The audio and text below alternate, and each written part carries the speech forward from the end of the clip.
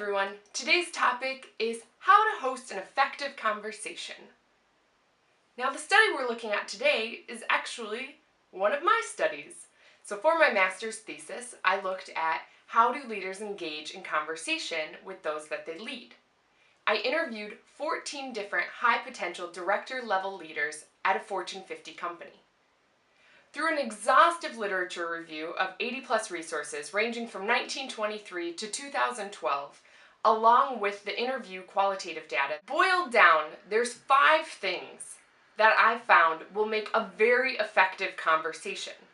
So if the stakes are high and you need to know that a conversation will go off well, this is what you can do to mentally prepare yourself for making it an effective conversation.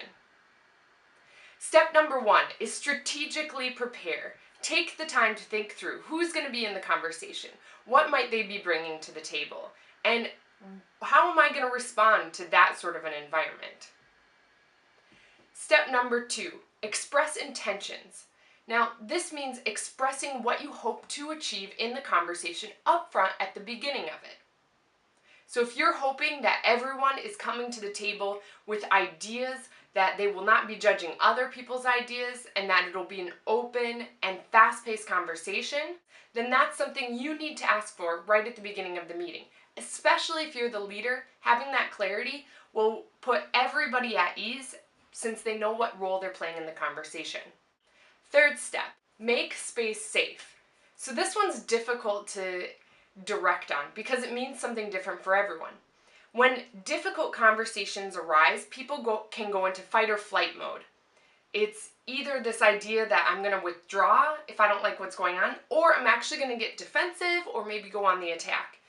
And as a leader or just as an effective participant within the conversation, it's helpful to try to make that space safe, to remind people of what the goal is, to remind people that it's not about who is in the room, it's about the content.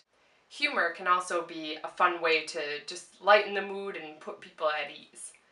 The more people are at ease, the more trusting they are that everybody is focused on finding a good mutual solution, the more you're going to get that cooperation you're looking for from participants. The fourth step is uncovering assumptions. So this is about really taking the ideas that you do come up with or the statements that people share and examining it a little bit more closely.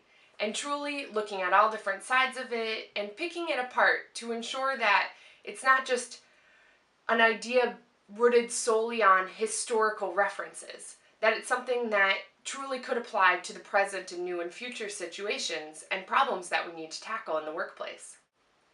And lastly, model the way. So if you're a leader or participant in conversation, you always want to show and demonstrate the behaviors you want. So for example, if you're going to ask people to be vulnerable about how they're feeling about a huge change that the workplace is going through, then you need to model that as well and share how you're feeling about some of the changes. Maybe there were layoffs. How are you feeling about that if you're trying to ask other people to share how they're feeling about team morale or workplace environment? 5 easy steps that you can do to stage an effective conversation. Again, just as a reminder, the first one was strategically prepare. The second is express intention.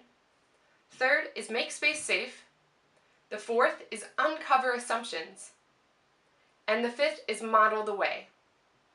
Feel better about having some sort of an outline to follow when you go into those really important conversations that you want to make sure are successful in the end. That's all I have time for today. I hope you found it interesting. Remember to leave your comments and feedback on the video blog, and we'll see you soon. Thanks!